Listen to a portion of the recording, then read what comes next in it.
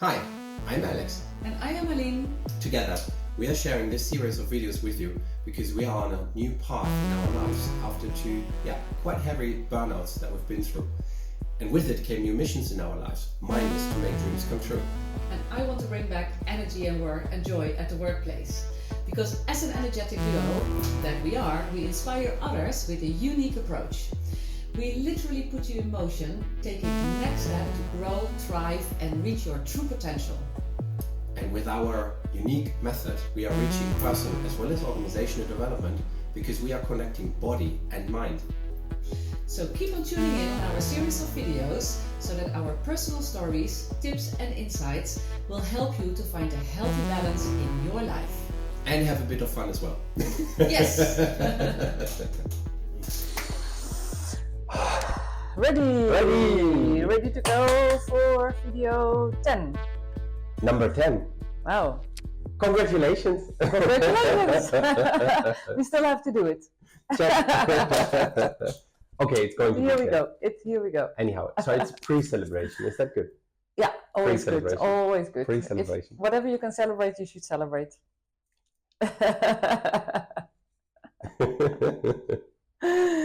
Good. Shall we get started? Let's get started. Good. Just thinking, because last time we were talking about, BML, of course, the body and mind language, the stagnation, what stops you, literally, and the ways of working, or the ways of learning, sorry. Yeah.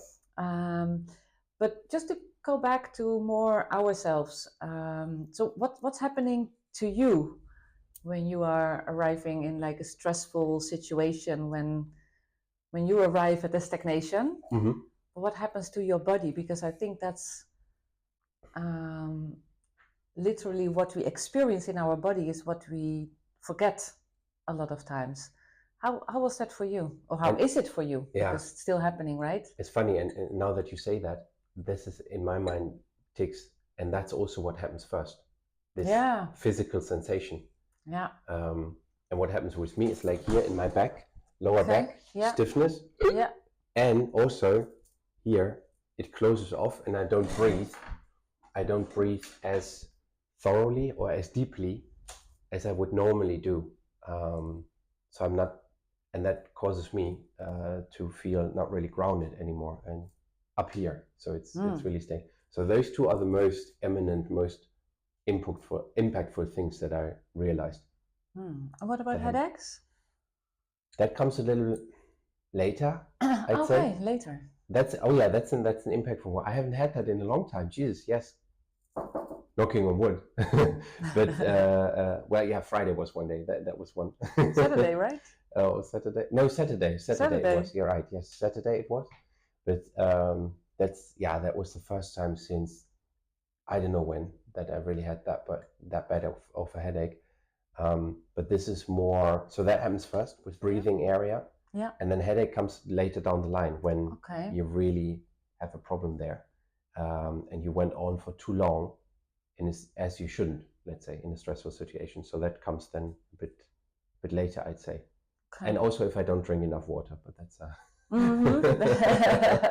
think a lot of people may recognize that as well. Well, I think it's a very good comment, because when there is really something physical the matter, that's good to realize and to be aware of, right? Yeah. So not drinking enough and then that's causing a headache, or when you hit your arm or whatever, then it hurts. Yeah, that can also happen, right? Something really physical is ongoing at that moment. But when you cannot relate it to something physical, or even you went already to the doctor and they're telling you it's nothing physical, or at least we can't detect anything physical wrong with you.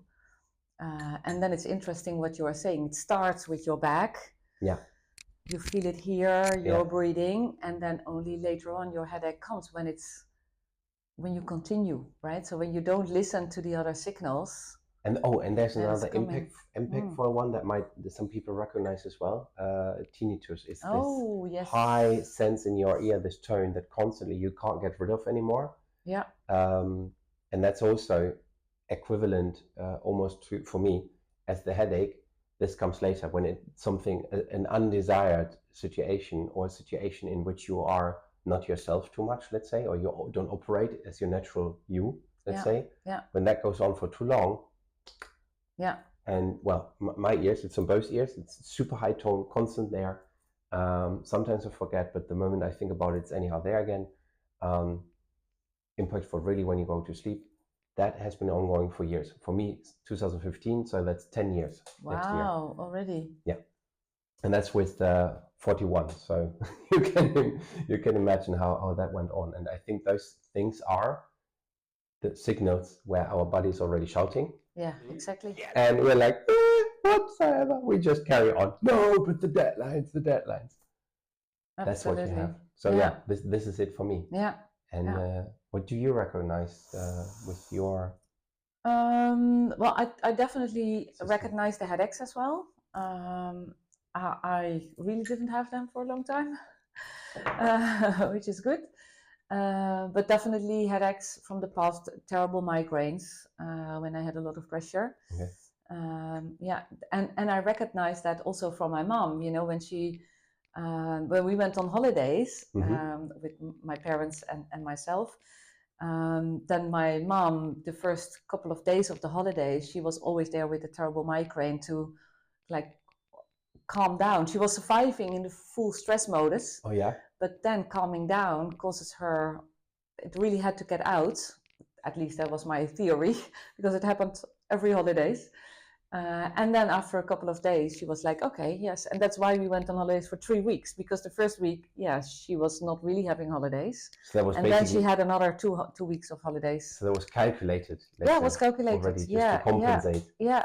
Mm-hmm. Now that so it really came up as like, I recognize it from, even from the past. And last year when I was in this situation, like the burnout and the stress that I experienced, at one point in time, I felt literally like a tie around my middle here. Like a belt. Yeah, like a belt. Like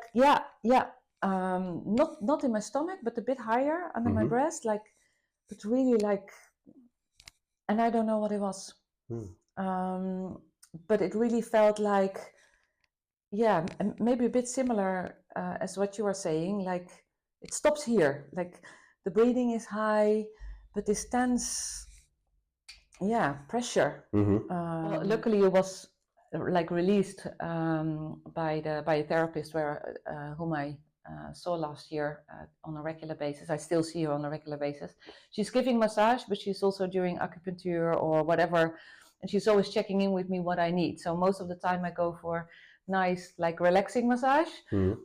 But last year she gave me a lot of therapeutic treatments, and one of them was I think I had like over 30 needles to relieve this pressure, and it was just to release it, right? So of course I had to look at the symptoms, but that really helped me a lot to get over that for that period at least. That was very interesting. And just literally when I called in sick at work in January, the first week I think I was still okay, but the 2 weeks after, I was like in my bed, like I couldn't even get out of my bed. I remember my husband coming with fruit, because I asked him, please can you take me fruit, because I feel my body needs vitamins to recover. Can you please bring me fruit? Which is already cut. Okay. He came back home and he was like with a lot of like bags, and he was like very happily saying, look what I have for you, because a lot was like like you could buy like 3 kilos and pay 2 or something like that, right? Yes. And so and I was only looking at it like, nice, but I have no idea how to cut it. I don't physically have the energy to cut. So I was literally stuck in my bed. I couldn't walk. I couldn't get out of my bed for 2 weeks. I think that was the worst I experienced ever. Right. That my body literally said, stop. Here it really, really stops. And then I had over weeks, I had to climb up and telling to the doctor, like, okay, now I'm back at like 10%, because I call myself at 0% when I was in the bed. Yeah. So 10%, very slowly I recovered. Yeah. Over weeks. Yeah. I see. Yeah. And this is really where we then overuse, and with certain mechanisms overcompensate for what is happening, thinking that this is externally, it's a problem with the body, unseparated from what's ongoing. Yeah. But even if we do realize it has something to do with our lifestyle, and what happens, we don't know what to go, where to go next. I think, but also staying there and just sticking. I realize now, talking about it again, the really first important step, I'd say, is really stick to it, feel in, and really take that time and see what happens, to be able to then put things in perspective and in relationship with other points, because otherwise you're not really moving ahead, or moving ahead.